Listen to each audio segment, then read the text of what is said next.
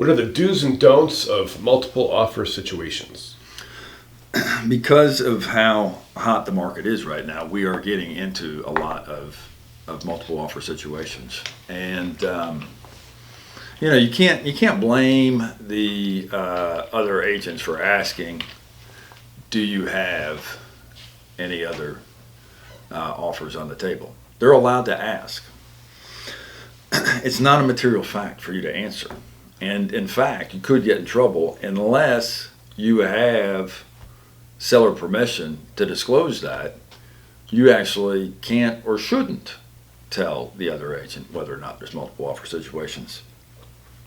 What's the harm? What's the benefit? Well, if you tell a particular seller that there, or excuse me, buyer's agent, that there aren't any other offers, well, they might come in lower.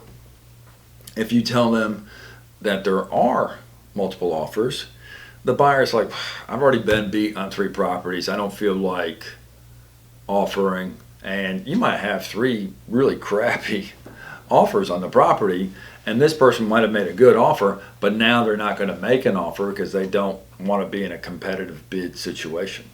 So you have potentially eliminated the best. You have to treat everybody equally.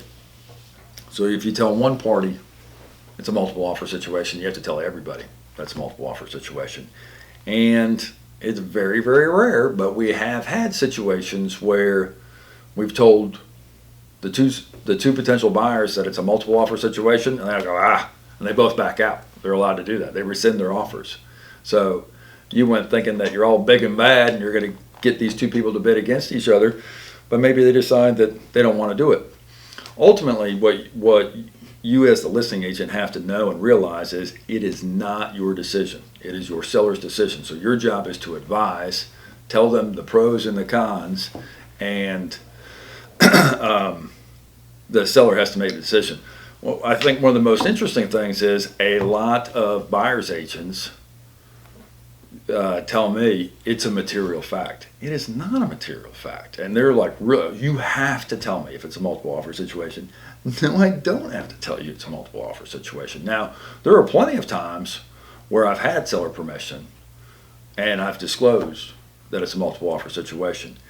The times that I would do that is like last week I had a house in Durham, and we had 3 offers come in at the same time, so it was a multiple offer situation. I was actually one of them, and not me personally, but a dual agency situation. The other agent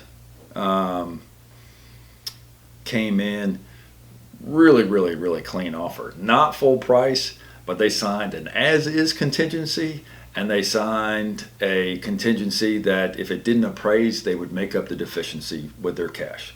So not full price, but really strong. Well, we had another one that was full price, but it had to appraise. And it was an older house, so we might have gotten beat up with repairs too. So there's about $15,000 difference between the 2 offers. And a lot of agents will say, give me your highest and best. I don't like using that phraseology because highest and best is not necessarily the best. And here we had a clear example where the best wasn't the highest.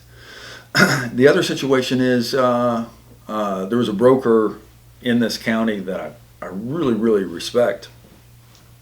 And we were in a multiple offer situation. And he made an offer. And gosh, we had multiple offers on this property. And the seller was fine with full price. Well, we had one that came in way over full price and a ton of due diligence money. I had seller permission to tell everybody it was a multiple offer, and they all knew it. And this whopper of an offer came in, and my seller said, fine, I'll take it. Okay. Well, that other broker got really upset with me that I didn't go back to him and allow him and his clients to match it or beat it. Now, this is a really, really good broker that I respect, but he had a difference of an opinion from me. First of all, my seller was very, very happy with that other offer and didn't want to mess anything up, and that was their right. But the other thing too is, like, we get into an ethical situation whether or not I'm fishing. Like, I'm fishing. So if I say, well, it's 215 and I got 235. I got 235 over here. Do you think you could beat 235? How about 235? How about it sounds like an auction situation, And I'm just, I don't think that is the healthiest thing to do. I don't think we're treating everyone fairly. Now, he was like, Eric, we would have matched or beat that offer, so you didn't do the best for your seller, but I did do what my seller wanted. So I don't know. Multiple offers can get a lot of people's feelings hurt. The main thing is that you have to, as a listing broker, you have to treat everybody the same. And the other thing people need to realize is you're allowed to ask, but it is not a material fact for me to disclose whether or not we're in a multiple offer. Having been in a few multiple offer situations, I've never had the opportunity to find out the price somebody else has offered and have a chance to go back right and beat it. Does that happen? Can I call you up and say, how much is your best offer on this property? Well, so that brings up an excellent point. Maybe a whole different topic for the YouTubes.